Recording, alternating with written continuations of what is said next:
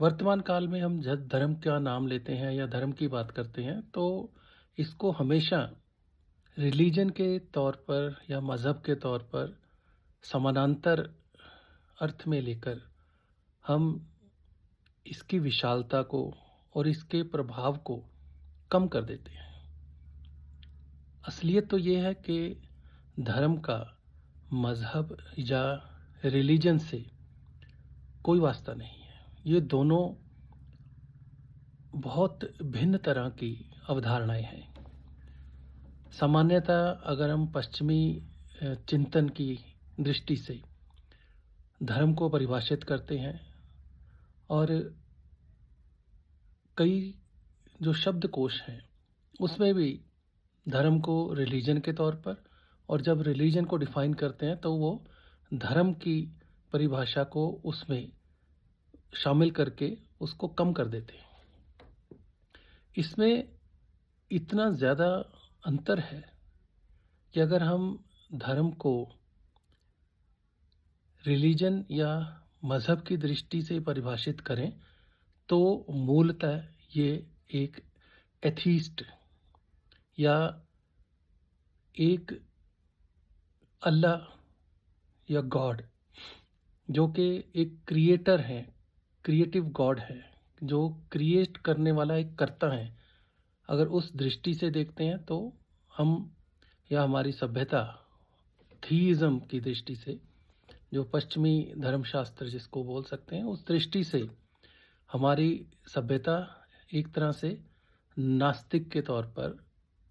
स्थापित होती है। यहाँ पर नास्तिक और आस्तिक होना ज्ञान के ऊपर केंद्रित है, ना कि परमात्मा या खुदा या अल्लाह या गॉड के एक अभिप्राय के रूप में। नास्तिक और आस्तिक ये दोनों शब्द मूलतः भारतीय संस्कृति में ज्ञान के रूप में या ज्ञान के संदर्भ में उपयोग होते हैं। ज्ञान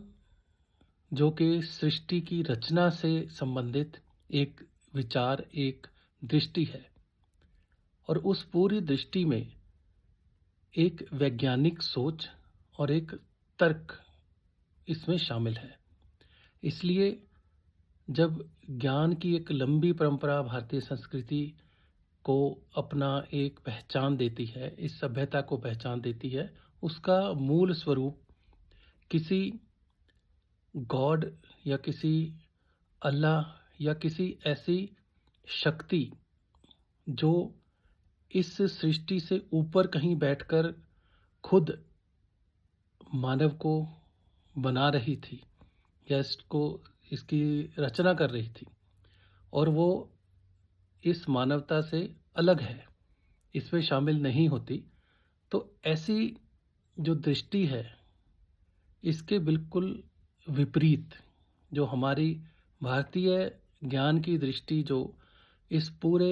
एक बौद्धिक चिंतन में से निकलती है, जैसे कि विज्ञान में हर वस्तु को, हर पदार्थ को अगर आप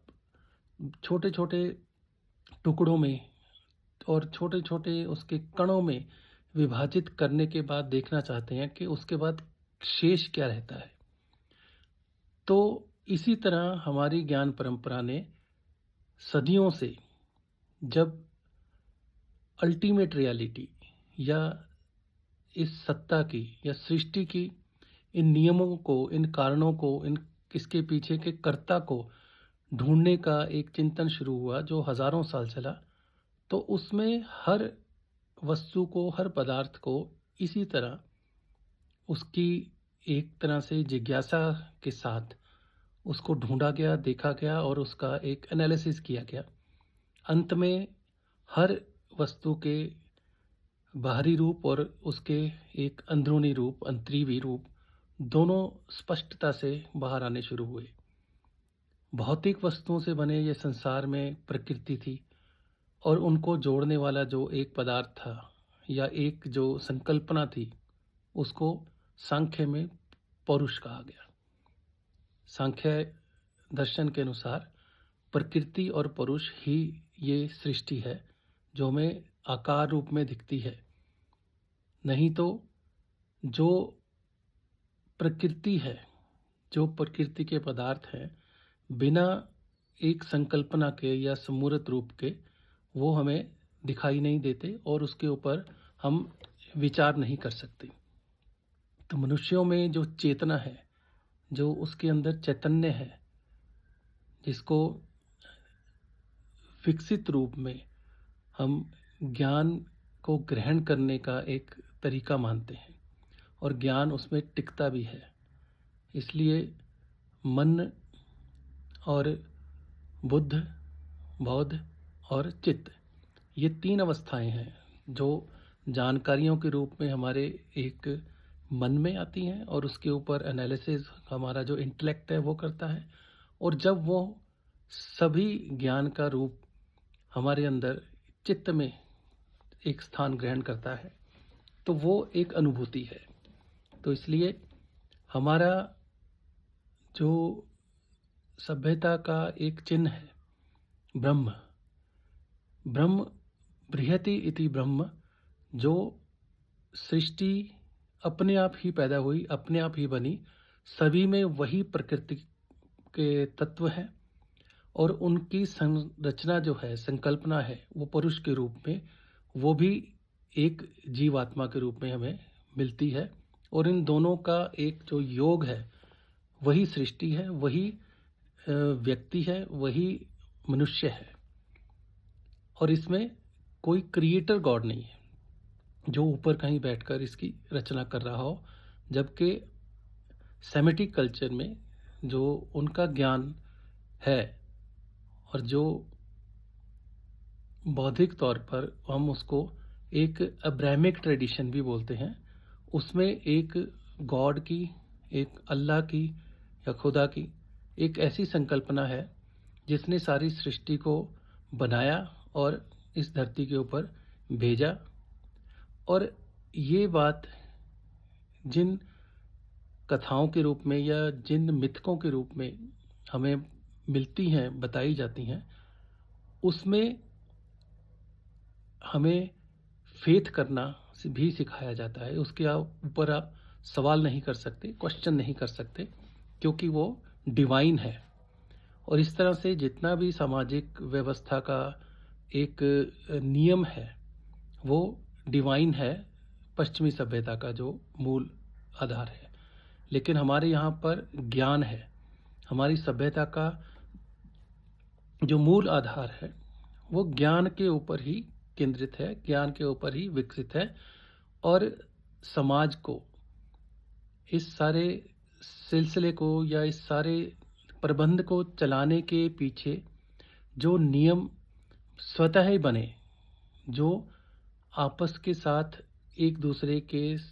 विचारों के साथ, एक दूसरे में एक ही तत्व को देखने की एक अनुभूति के साथ जो एक सामाजिक व्यवस्था के नियम बने, उसका नाम धर्म है। तो इसलिए धर्म व्यक्तिगत भी है, जो हर मनुष्य खुद अपने अनुसार जो ठीक लगता है दूसरों को उनके साथ संवाद में, वो है। और एक है सामाजिक या व्यक्ति से विशेष वाला धर्म जो सबके लिए है, कॉमन है, जिसके ऊपर ही समाज का हमारा निर्माण होता है। तो इस तरह से रिलीजन और मज़हब ये डिवाइन कमांडमेंट्स के ऊपर चलती हैं, जो एक आदेश हैं, आपको मानने ही हैं। लेकिन भारतीय जो समाज है, जो व्यवस्था है, वो एक तार्किक रूप में एक संप्रदाय का विशेष का नहीं, बल्कि पूरी जो एक मानव जाति है उसको कुटुंब मानकर, वसुधैव कुटुंबकम का अर्थ ही यह है कि पूरी जो मानव सभ्यता है, मानव जाति है, वो एक ही परिवार का हिस्सा है। क्योंकि उनका जो रचनाकार है या उनकी रचना है वो उन्हीं तत्वों से, उन्हीं प्राकृतिक तत्वों से बनी, और उसके पीछे की जो संकल्पना है वो भी एक ही है। कोई भी विशेष तरह का अगर कहें रेस, नस्ल भी नहीं है, सभी मनुष्य की नस्ल वो एक है। तो इस मैत्री भाव और इस सामूहिक चेतना के साथ जो ज्ञान उत्पन्न हुआ, उसको जोड़ के रखने का जो एक इंक्लूसिव समावेशी एक जो विचार बनकर आया, वो धर्म केंद्रित सभ्यता का है, जो भारतीय सभ्यता का एक बहुत ही विशेष गुण है।